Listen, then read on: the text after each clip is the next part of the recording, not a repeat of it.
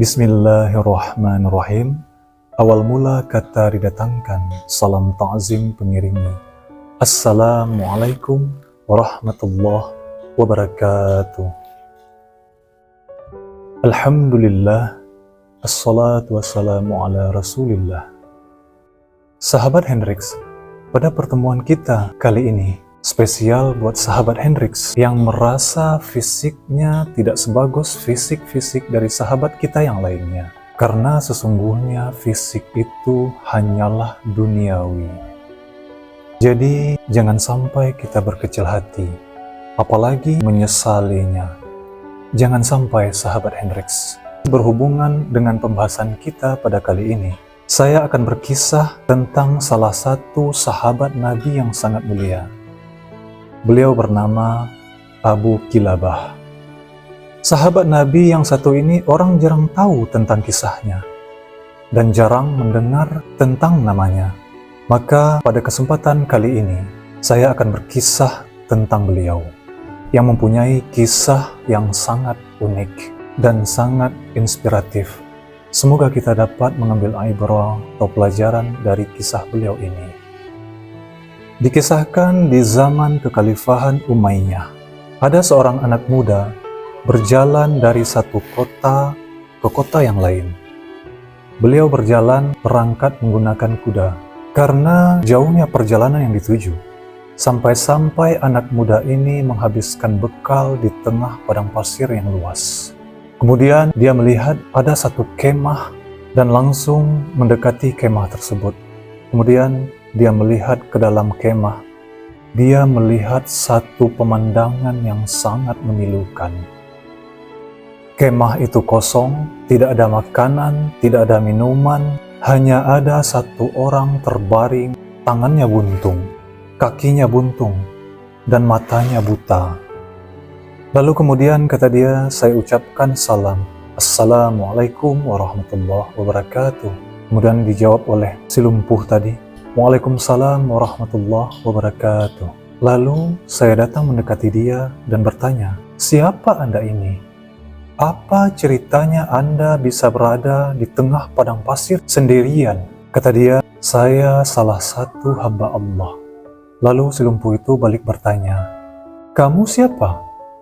Lalu dijawab, saya musafir yang kebetulan lewat, sedang kehabisan bekal, kehabisan makanan, kehabisan minuman. Kemudian yang lumpuh tadi berkata, Alhamdulillah yang telah menyempurnakan nikmatnya kepada saya. Dengan perasaan heran, musafir ini pun bertanya, wahai Tuhan, apa yang membuat Anda bersyukur kepada Allah? Nikmat apa yang sedang ada? Kemahnya kosong, tidak ada orang lain, tidak ada makanan, tidak ada minuman, lumpuh semua. Lalu si lumpuh itu berkata, diamlah wahai anak muda, kamu tidak tahu kalau sebenarnya nikmat Allah sangat besar kepadaku. Saya bisa bicara saja, itu sudah menutupi semua kekurangan saya. Alhamdulillah atas segalanya. Si musafir pun kagum melihat si lumpuh. Lalu dia bertanya, ada yang bisa saya bantu untuk Anda? Kemudian kata si lumpuh pemilik kemah, ada wahai anak muda. Ada anak saya, laki-laki satu-satunya, yang selalu membantu saya, yang memberikan makanan, memberikan minuman kepada saya. Dialah yang merawat saya di sini. Sekarang sudah lebih dari 1 hari, dia tidak pulang-pulang, tidak kembali ke kemah ini. Saya minta tolong kepada Anda, anak muda. Tolong dicarikan anak saya itu.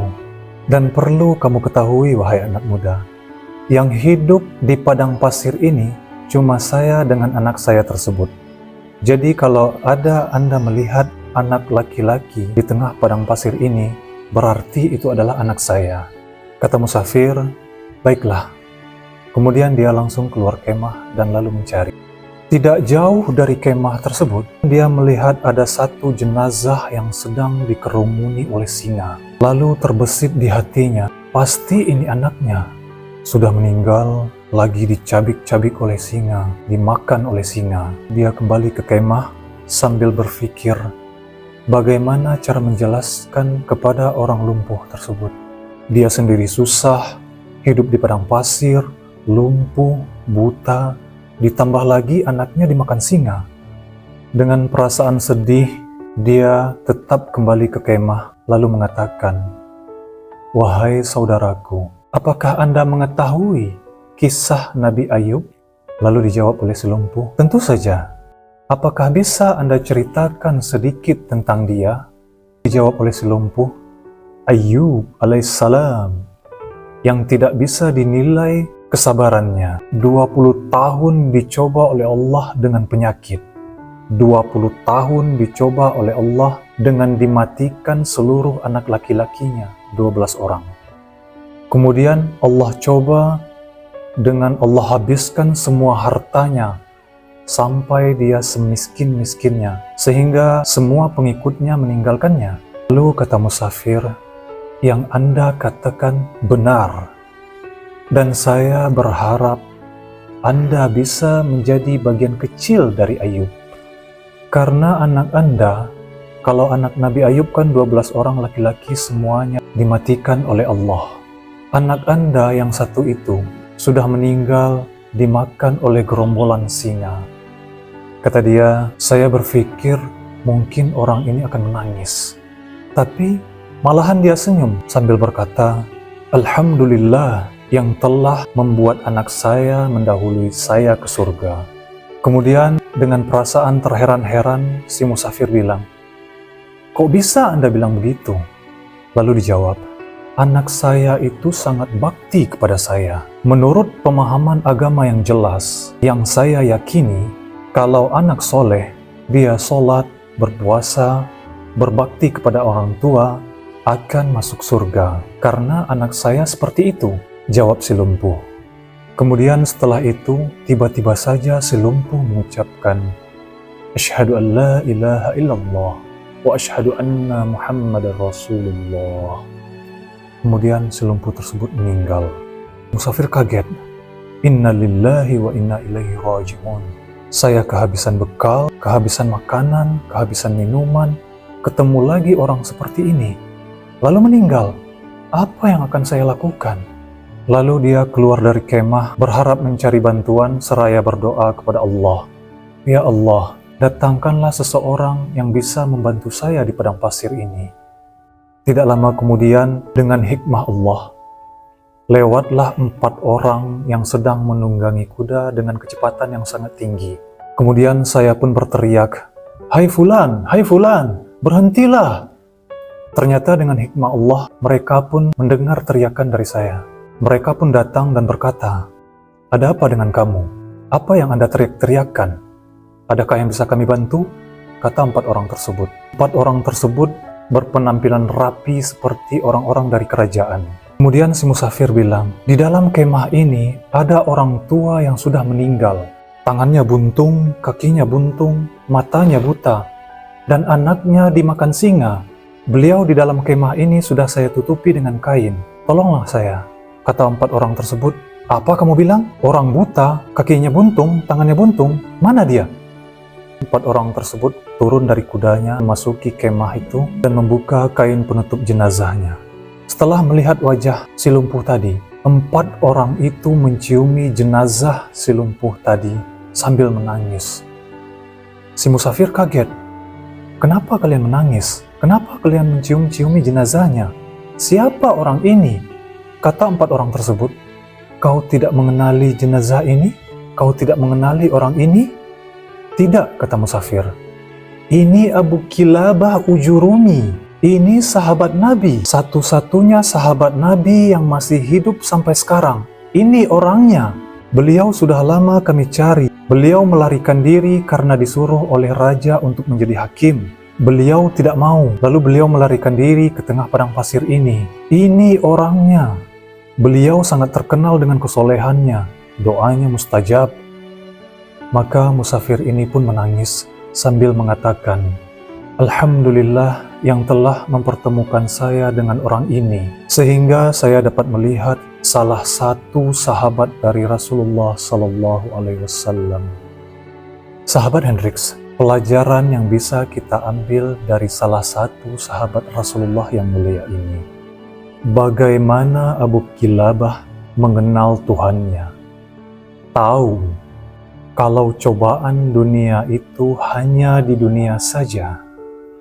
Kalau ada orang lahir di muka bumi, matanya buta, kedua tangannya buntung, kedua kakinya buntung, lumpuh total, ini sifatnya hanya di dunia saja. Pada saat dibangkitkan nanti di hari kiamat, tidak ada lumpuh, tidak ada buta, semuanya fisik baru. Kata Rasulullah SAW, semua manusia akan dibangkitkan pada hari kiamat. Laki-lakinya seperti postur Adam, 60 siku ke langit, 27,5 meter. Dan semua perempuan seperti posturnya Hawa, 40 siku ke langit, 17,5 meter. Tidak ada lagi pendek-pendek, tidak ada lagi penyakit, tidak ada lagi cacat. Jadi sahabat Hendrix, jangan pernah kita bersedih, apalagi menyesali kekurangan-kekurangan yang ada pada diri kita. Dan juga jangan pernah kita iri kepada orang lain yang diberi fisik oleh Allah, diberi rezeki yang lebih daripada kita. Percayalah, itu hanya sementara saja, sifatnya hanya duniawi. Sebagai orang beriman, kita harus meyakini itu, sahabat Hendrix. Dunia ini tidak ada apa-apanya jika dibandingkan dengan akhirat. Sahabat Hendrix, sebagai penutup pertemuan kita pada hari ini, renungilah sebuah perkataan dari Rasulullah SAW dalam sebuah hadis sahih. Hadis riwayat Imam Muslim nomor hadis 2858. Rasulullah berkata, perumpamaan nikmat dunia dengan nikmat akhirat, seperti kita mencelupkan jari telunjuk kita di tengah lautan yang luas. Kemudian, angkat jari telunjuk kita itu. Perhatikan air yang bisa terbawa oleh jari telunjuk kita itu. 1 tetes, 2 tetes, 3 tetes paling banyak. Yang menetes itulah kenikmatan dunia yang dibagi oleh Allah dari awal Adam diciptakan sampai hari kiamat nanti. Jadi kenikmatan dunia yang kita lihat itu, semua kenikmatan para raja, kenikmatan orang-orang kaya, kenikmatan yang kita rasakan, semuanya dibagi ke seluruh manusia yang ada di bumi ini, dari awal Adam diciptakan sampai hari kiamat kelak. Itulah kenikmatan dunia yang dianggap hanya 1 tetes, 2 tetes, atau 3 tetes tadi. Dan air yang selautan luas tadi. Itulah kenikmatan akhirat yang Allah tahan untuk orang-orang beriman. Subhanallah. Semoga video ini bermanfaat. Segala yang benar itu datangnya dari Allah Subhanahu wa Ta'ala. Dan yang salah itu datangnya dari saya, Hendrix Litarik Sutansati. Banyak maaf. Wabillahi taufiq wal hidayah. Wassalamualaikum warahmatullahi wabarakatuh.